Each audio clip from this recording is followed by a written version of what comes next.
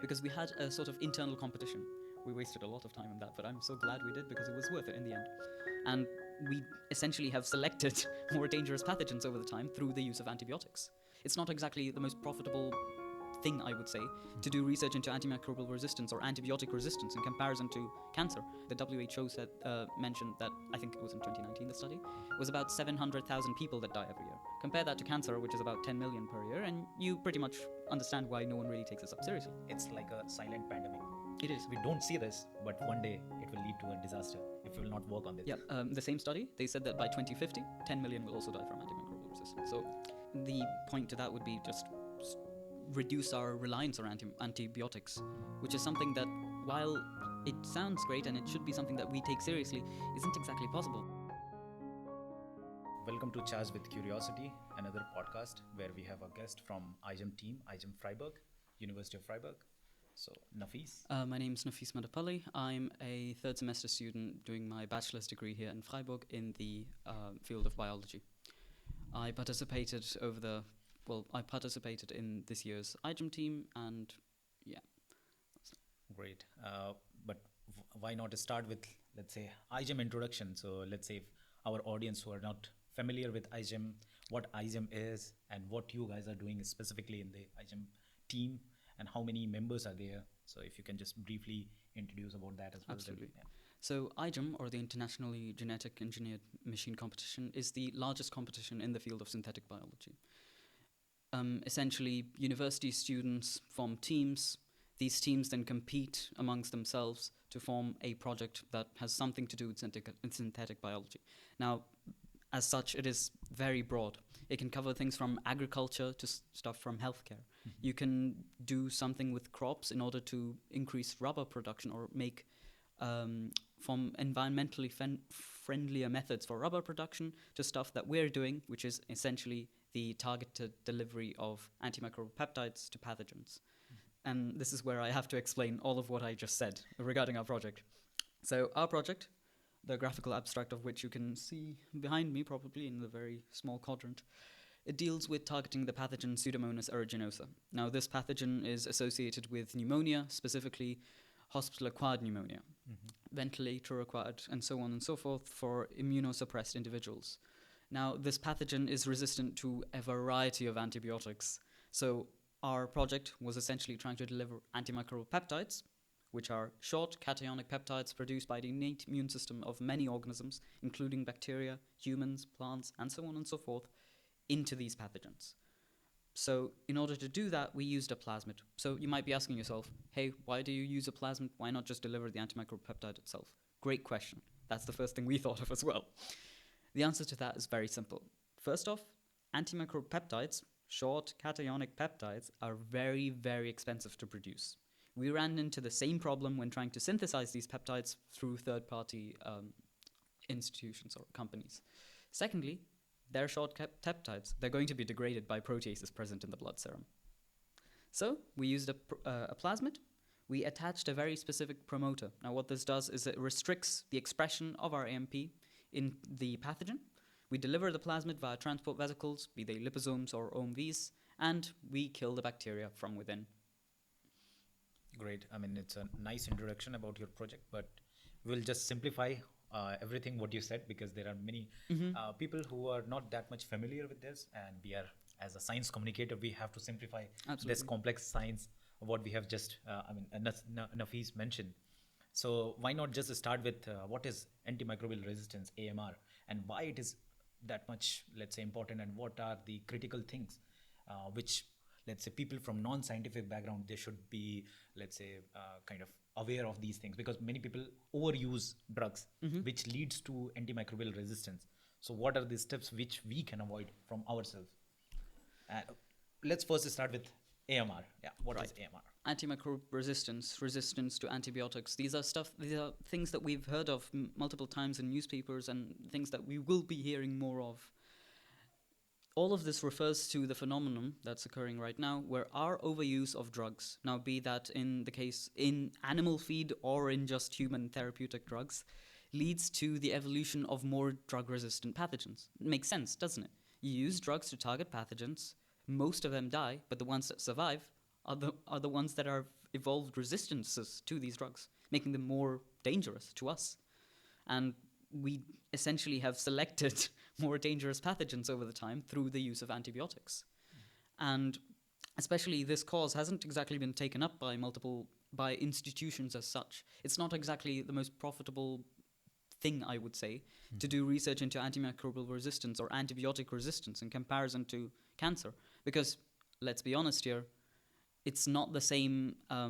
Like currently, if I do remember correctly, the WHO mentioned that, I think it was in 2019, the study, it was about 700,000 people that die every year. Compare that to cancer, which is about 10 million per year, and you pretty much understand why no one really takes this up seriously. Yeah, but I would like to just mention one thing. So it's like a silent pandemic. It is. We don't see this, but one day it will lead to a disaster if we will not work on this. For sure, I mean, the number of what you mentioned is quite low, but maybe in upcoming days or upcoming years, it might be a blast. Yeah, the same study, they said that by 2050, 10 million will also die from antimicrobial resistance. So it is a threat that we're essentially supposed to be tackling. And if we don't tackle it right now, we're going to have big problems in the future. We are screwed. Great. So this was just an introduction about AMR and how it kind of develops. Why? I mean, first we have to go in the history, like why, or let's say how it developed this antimicrobial resistance in certain bacteria. So we will not just talk about Pseudomonas, the species which you are using, but many bacteria are there which are getting more and more resistant to these antibiotics, and we normally call it multi-drug resistance. So as Nafis pointed out, that there are some bacteria, so we use antibiotic to kill them, but over the time they get resistant to that. So we use different kind of combination, and because of that, now they have kind of evolved themselves that they become multi-drug resistance. So how we can kind of let's say slow down or stop this thing, like apart from this antimicrobial peptide thing? Of course, the point to that would be just reduce our reliance on antibiotics, which is something that, while it sounds great and it should be something that we take seriously, isn't exactly possible. Like in the case of human treatments, these antibiotics are extremely potent. They're sometimes last resort antibiotics even. But in the case of something like animal feed, you can't really do anything about it, because the problem there isn't exactly down to the antibiotic itself, rather down to the unsanitary conditions that these animals are kept in. Yeah. It's a systemic problem. It's not something that's down to antibiotics. True. We can reduce our reliance on antibiotics as for human treatments. So essentially, not taking like the most potent antibiotics when you have just something like a cold, not a cold, but like you get the point.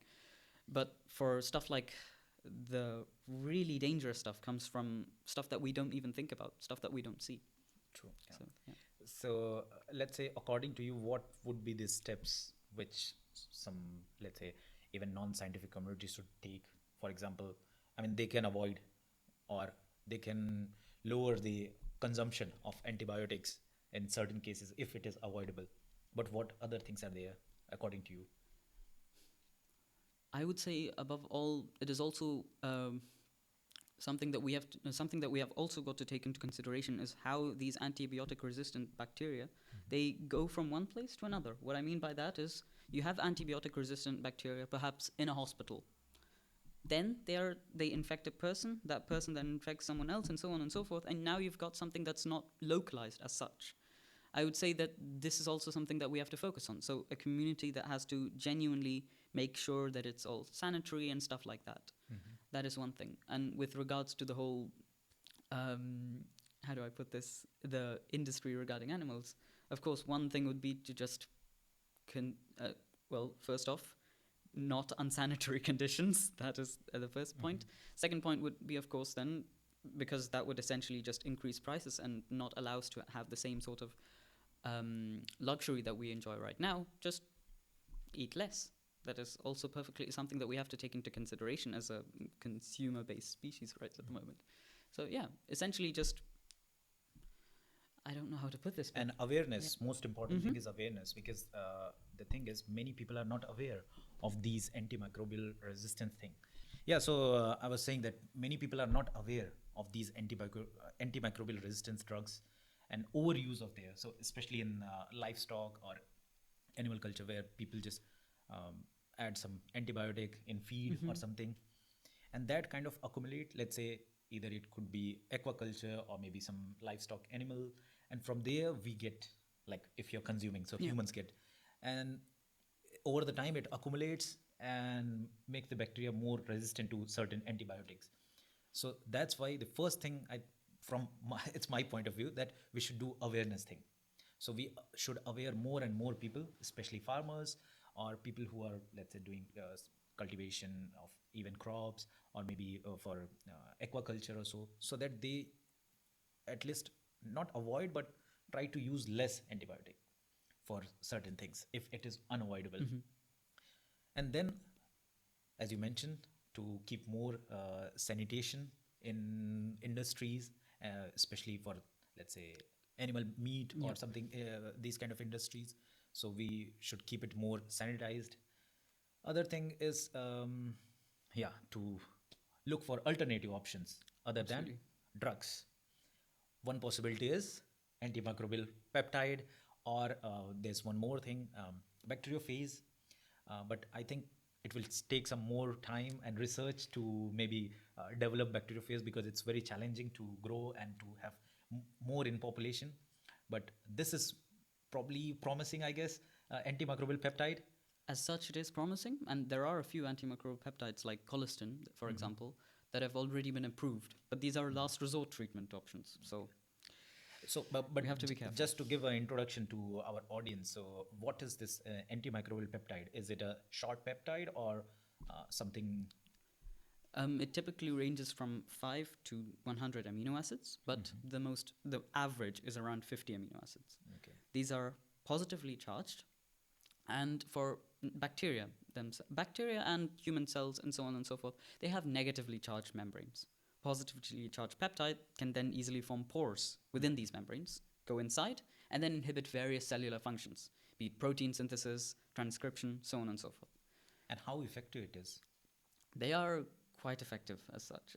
At least in the literature that we found, they were extremely effective at inhibiting bacterial growth and showed bactericidal effects when applied on directly. So this is something that is just direct application, not in a sort of model organism or something like that. Okay. So it has not been tested in, let's say, some different species of bacteria which are already having multi-drug resistance. As such, it has. I meant like it has been studied against all the pathogens. So, for example, even our own pathogen, Pseudomonas aeruginosa. There have been multiple antimicrobial peptides that have showed significant activity or successful bactericidal activity against these pathogens, and also members of the escape family, which are the most potent antibiotic resistant pathogens. But they've also been tested in mice models where these pathogens had infected the lungs, and they essentially tried to deliver antimicrobial peptides to these lungs, and they showed positive effects as well. However, if I do remember correctly, there was a recurrence of the pathogen. So essentially, bactericidal effects, bacteriostatic effects, so pathogens being killed, but then after the peptides exhausted, they can grow again. That was a problem. Okay. So that's problem. Yeah, that means there are some, let's say, in simple terms, so there are some genetic material which is still left that can be uptaken by other bacteria, like how we do in lab this transformation, let's say, of a plasmid. So that can be also uptaken by other bacteria in the same colony, or maybe in similar colony, let's say, in simple terms. Absolutely. Yeah. So it's not like that much effective that it's kind of degrading everything. Not as such, no. Okay. Then we can talk about this thing, what you have mentioned, this capture. Is it a concept or what it is? Capture is the name of our product. So our idea, or it is currently a concept, I would say. Our idea is that we take an antimicrobial peptide, we encode that on a plasmid. We deliver the plasmid through transport vesicles. Now, these are chemically synthesized liposomes, or LNPs, or bacterially synthesized OMVs. Now, these are specifically targeted towards a pathogen. They're supposed to be inhaled, essentially, because this is a pathogen that's in the lungs. Mm-hmm. The vesicles fuse with the pathogen, the plasmid is then expressed, so the peptide is expressed, and the bacteria essentially is killed. That's the basic idea behind our entire concept of So this plasmid, what you mentioned, which contains this antimicrobial peptide, is it like transfected to bacteria? Mm-hmm. Or so it might be challenging as well. It was challenging to show that the plasma, it was extremely challenging to show that the plasmid delivery without transport vesicles actually functioned. Working. Okay. Because in theory, it should. Liposomes have essentially already been used as DNA delivery vesicles, and OMVs themselves are used by bacteria to deliver DNA elements as a part of their own horizontal gene transfer mechanisms. Okay. So, yeah. And you mentioned that you guys also use this lipid-based nano carriers, yeah. So what it is, if you can just quickly introduce us. So these are just chemically synthesized liposomes. What I mean by that is you take a bunch of lipids. Now these are varied, as in you have some lipids that are just there for stability, some lipids that are just there for specificity. What I mean by that is target specifically our pathogen, and some lipids that are just there to fuse and deliver the plasmid. These lipids are mostly positively charged and so on. DNA is negatively charged.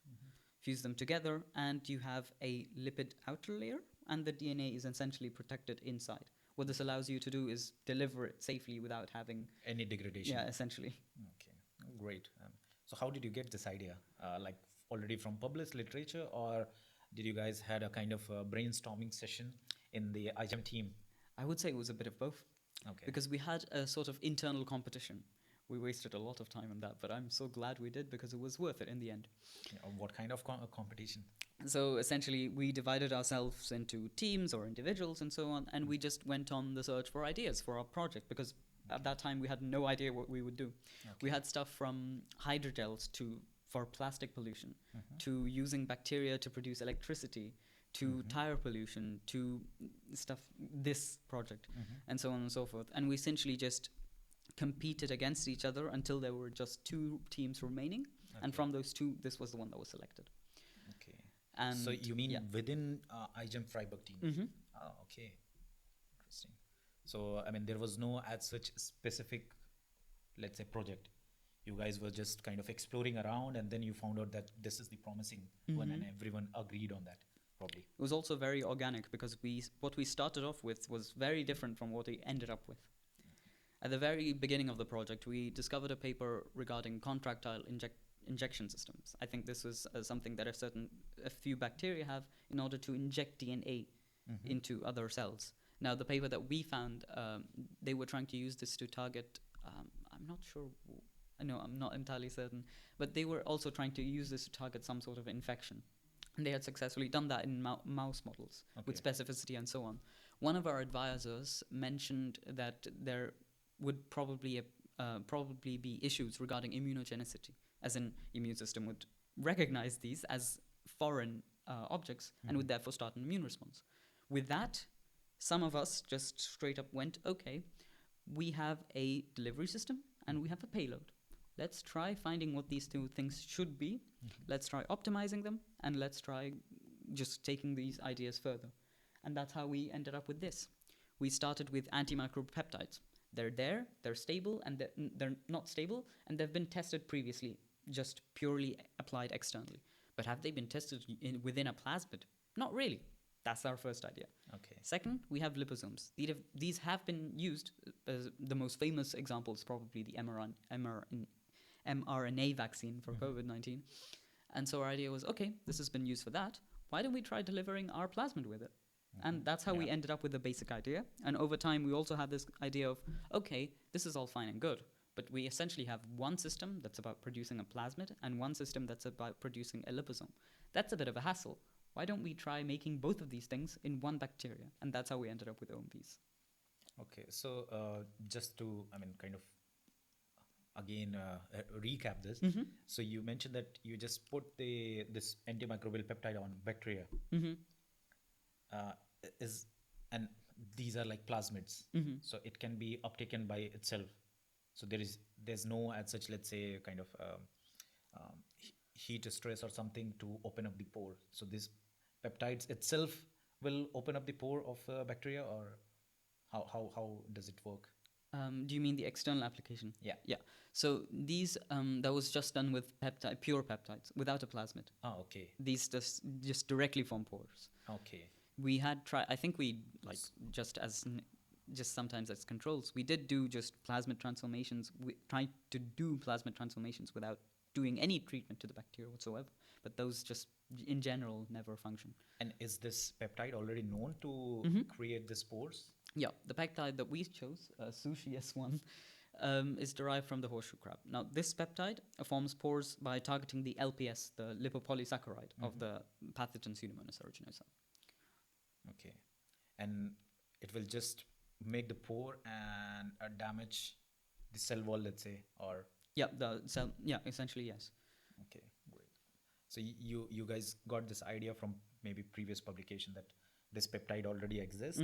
Now use this maybe in kind of in synthetic biology to make it in plasmid and then insert in bacteria.